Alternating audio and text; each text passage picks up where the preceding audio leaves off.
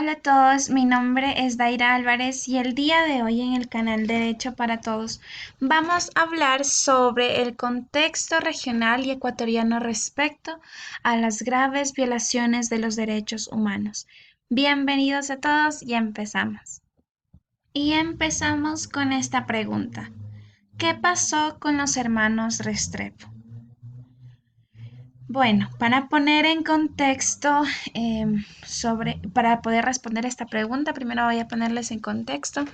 En América Latina se ejecutó un plan, el plan llamado Cóndor, que era un plan que vigilaba, controlaba, castigaba y se hacía una especie de limpieza social a los llamados subversivos. ¿Y quiénes eran los llamados subversivos? Era todo el movimiento de oposición al gobierno de turno que se encargaba de levantarse en contra del gobierno de turno por cómo se ejecutaba y cómo se ejercía el poder sobre el pueblo, sobre cómo se ejercía el poder como tal, ¿no? Y el gobierno era de dictadura. Entonces, a lo largo de estos gobiernos en toda América Latina, se vivió una vulneración de derechos tremenda, ¿no? Existió desapariciones, existió violaciones de derechos humanos, am, muertes, torturas, todo lo que se puedan imaginar era ejercido por parte de los gobiernos hacia el pueblo, hacia los movimientos de oposición, como eran los estudiantes, como eran músicos, como eran grupos sociales, movimientos sociales. Todos ellos eran llamados subversivos y por tal em, tenían que ser eliminados o eran desaparecidos.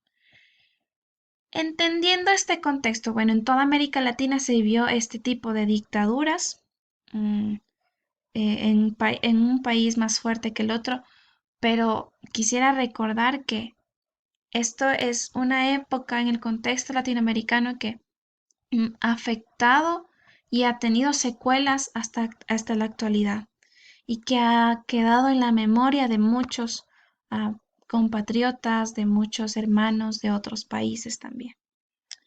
Entendiendo esto, ¿qué pasó con los hermanos Restrepo?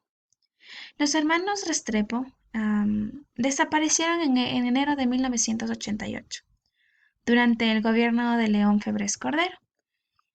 Santiago tenía 17 años y Pedro tenía 14. Eran adolescentes.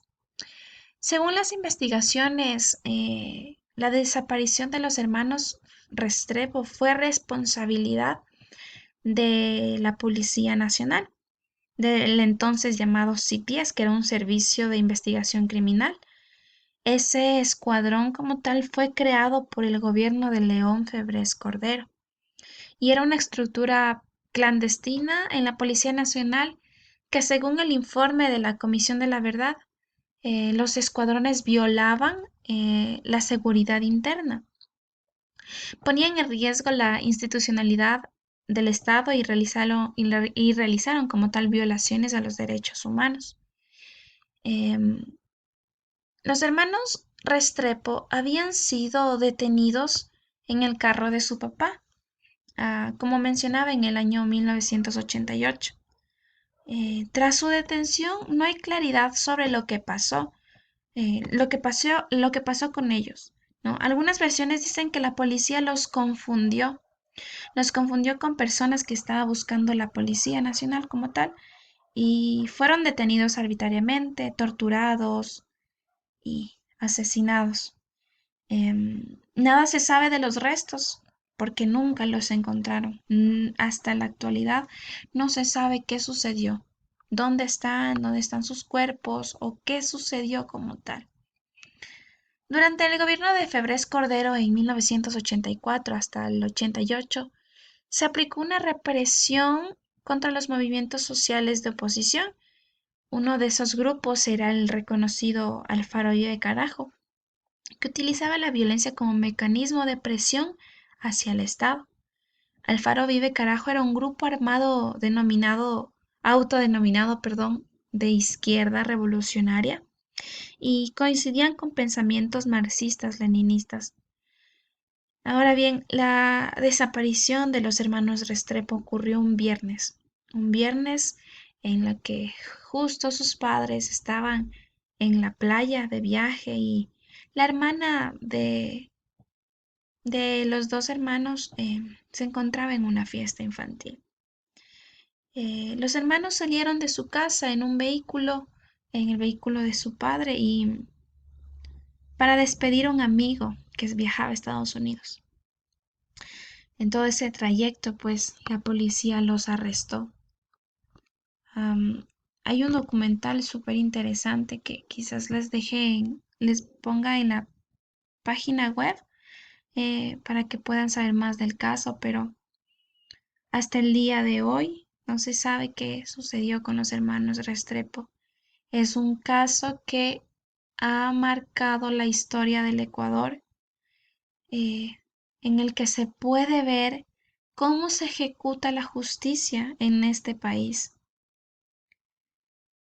Tras el atropello, la vulneración am, de los derechos humanos, vemos que eran jóvenes que no tenían nada que ver con una organización política, pero sin embargo los desaparecieron, los torturaron. Hasta el día de hoy no se sabe.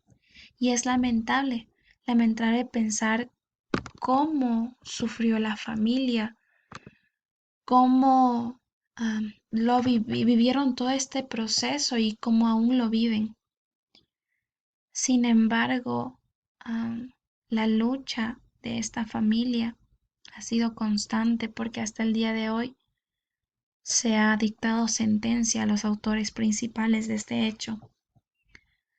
Y, y nada, esto nos lleva a recordar, o sea, a ponernos a analizar cómo se vive am, estas situaciones en este país, en América Latina, en las injusticias sociales, cómo quien ejerce poder de una forma hegemónica sobre el otro lo hace desmereciendo los derechos humanos, la dignidad humana.